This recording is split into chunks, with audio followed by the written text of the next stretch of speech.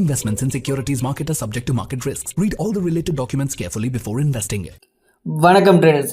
இன்றைக்கான வீடியோவில் நிஃப்டி 50 என்ன பண்ண போகுது அப்படிங்கிறத பார்க்க போகிறோம். ஓகேங்களா, அதாவது பார்த்திங்கன்னா வந்து நெக்ஸ்ட் வீக்கு நம்ம இந்த வீக் ஸ்டார்ட் ஆனப்போ மண்டே வந்து பார்த்திங்கன்னா சொல்லியிருந்தோம். ஓகேங்களா, ஸோ அதாவது 13ஆம் தேதி. ஓகேங்களா, ஸோ அந்த அன்றைக்கி என்ன சொல்லியிருந்தோம்னா வந்து இந்த வாரம் ஃபுல்லாக வந்து சைட்வேஸ் தான் போகிறதுக்கான வாய்ப்புகள் இருக்குன்னு சொல்லியிருந்தோம்.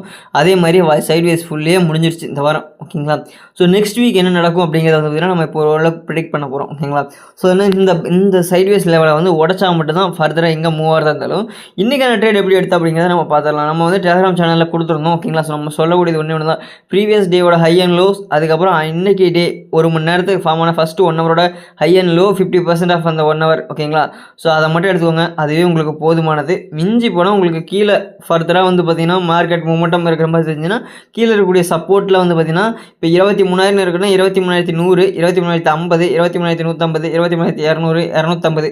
ஸோ அந்த ஸ்ட்ரைக் ப்ரைஸ்லேயே நீங்கள் வந்து பார்த்திங்கன்னா சப்போர்ட்டாகவோ ரெசிஸ்டன்ஸாகவோ கன்சிடர் பண்ணிக்கோங்க.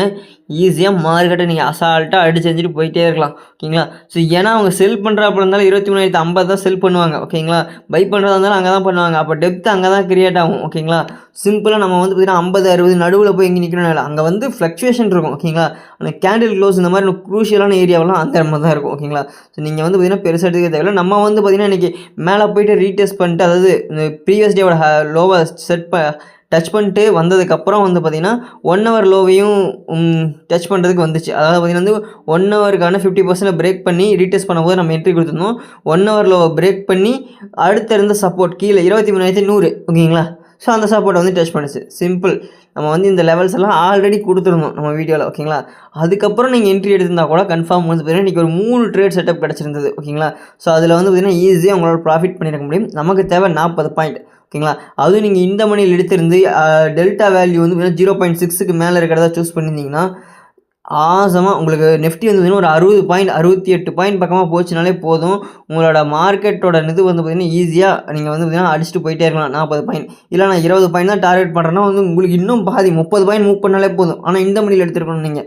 இதே நீங்கள் அவுட் ஆஃப் த மணி அடுத்த மணி எடுக்கிறப்ப இருந்தால் அதுக்கு தகுந்த மாதிரி நீங்கள் கால்குலேட் பண்ணணும். அதாவது நெஃப்டி வந்து எத்தனை பாயிண்ட் மூவ் ஆகுதோ அத்தனை பாயிண்ட் இன்ட்டு அந்த டெல்டா வேல்யூ மல்டிபிள் பண்ணால் எவ்வளோ பாயிண்ட்ஸ் வருதோ அதை நீங்கள் சூஸ் பண்ண ஸ்ட்ரைக் ப்ரைஸோட மூமெண்ட்டாக இருக்கும். ஓகேங்களா, ஸோ இதை வந்து பார்த்திங்கன்னா உங்களுக்கு ப்ராக்டிக்கலாக நான் வந்து இன்னொரு நாள் எக்ஸ்பிளைன் பண்ணி லைவாகவே எடுத்து காட்டுறேன். ஓகேங்களா, ஸோ அதை வந்து நம்ம அப்புறம் பார்ப்போம். ஸோ இப்போதைக்கு மார்க்கெட் வந்து இந்த சைட்வேஸை உடைக்கணும்.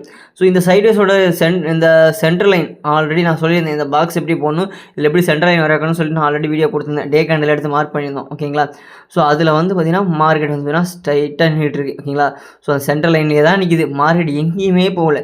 எப்படி போய் மேலே போய் கீழே போய் ஆட்டம் காமிச்சாலும் அந்த சென்டர். ஓகேங்களா, ஸோ அதே தான் மெயினான ஏரியாவாக இருக்குது. அதை பிரேக் பண்ணி ஃபர்தராக வந்து பார்த்திங்கன்னா இந்த பாக்ஸோட மேலேயும் பாக்ஸோட கீழேயும் ஓகேங்களா ஃபர்தராக க்ளோஸ் பண்ணி என்கேஜ் பண்ணாமல் நமக்கு ஒன்றும் நடக்க போகிறது இல்லை. ஓகேங்களா, ஸோ 23,000 ஸ்ட்ராங் சப்போர்ட் ஜோனாக இருக்கும். சப்போஸ் இதை பிரேக் பண்ணாலும் கீழே பிரேக் பண்ணிட்டு வந்ததுனால 23,000ங்கிறது ஸ்ட்ராங் சப்போர்ட்டாக இருக்கும். அதை பிரேக் பண்ணிச்சுனா மட்டும்தான் ஃபர்தர் 22,500, 600 வரைக்கும் போகலாம். ஓகேங்களா, ஸோ நான் எதிர்பார்க்குறது வந்து அவ்வளோ. ஓகேங்களா, ஆனால் 23,000 ஸ்ட்ராங் சப்போர்ட்டாக இருக்கும். அதை பிரேக் பண்ணுற வரைக்கும் மார்க்கெட் ஃபர்தராக கீழே போகாது. நீங்கள் அதுக்கு மேலே எதிர்பார்க்கவும் வேண்டாம். ஓகேங்களா, ஸோ இப்போதைக்கு மார்க்கெட் வந்து பார்த்திங்கன்னா நம்ம சொல்லியிருந்தோம் இந்த மாதிரி மேலே வரும், ஆனால் மேலே வந்துட்டு கீழே தான் போக போகுது அப்படின்னு நம்பி ஏமாந்துடாதீங்கன்னு சொல்லிட்டு நேற்று வீடியோ போட்டிருந்தேன். ஸோ நீங்கள் நல்லா பார்த்தீங்கன்னா தெரியும், டெய்லி கேப் அப் பண்ணாலும் அந்த கேண்டில் வந்து ஃபர்தராக மேலே போகலை, கீழே தான் வருது. ஓகேங்களா, ஒரு கேண்டில் வந்து கேப் அப் பண்ணால் வந்து மேலே போகணும். ஓகேங்களா, அது போல் செல்லிங் ப்ரெஷர் வந்து அந்த கேண்டில் வந்து கேப் அப்பில் ஓப்பன் ஆன கேண்டில் அது வந்து க்ரீன் கலர் இருக்குது. ஓகேங்களா, பட் ஆனால் அது செல்லிங்கில் வந்து ரெட் கலரில் மாறுதுன்னா ஸோ அங்கே வந்து செல்லரோட டாமினேஷன் நீங்கள் புரிஞ்சுக்கணும். ஓகேங்களா, சிம்பிளாக இது மட்டும் தான். ஓகேங்களா, ஸோ இப்போதைக்கு இந்த சைட்வேஸ் மார்க்கெட்டை வரைக்கும் மார்க்கெட் எங்கேயும் போக போகிறது கிடையாது, நமக்கு எதுவும் பண்ண போகிறது கிடையாது. ஓகேங்களா, ஆனால் சைட்வேஸ் மார்க்கெட்டில் நீங்கள் ஈஸியாக ப்ராஃபிட் பண்ணலாம். ஒரு சின்ன ஸ்ட்ராட்டஜி மட்டும் யூஸ் பண்ணிக்கோங்க. 40 பாயிண்ட் 30 பாயிண்ட் 25 பாயிண்ட் இந்த மாதிரி கரெக்டாக யூட்டிலைஸ் பண்ணிங்கன்னா 75 குவான்டிட்டிக்கு உங்களால் நல்லா ப்ராஃபிட் பண்ண முடியும். 20 பாயிண்ட் பிடிச்சாலே போதும் 1,500 ரூபா.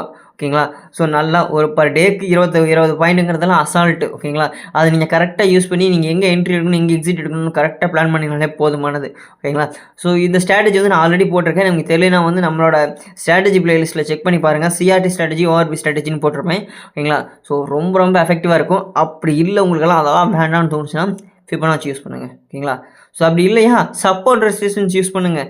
ப்ரீவியஸ் சப்போர்ட்ஸ் வந்து 50 வரைய சொன்ன பார்த்தீங்களா, இப்போ வந்து 23,000 இருக்குது. 23,050 பிரேக் பண்ணுச்சுன்னா 23,100 போகும். அவ்வளோதான், சிம்பிள். ஓகேங்களா, ஸோ இதுதான் சப்போர்ட் ரெசிஸ்டன்ஸ் ஸ்ட்ராட்டஜி. ஓகேங்களா, ஸோ ஓகே, உங்களுக்கு தேங்க்ஸ் ஃபார் வாட்சிங். மீண்டும் இன்னொரு நல்ல வீடியோவில் சந்திப்போம்.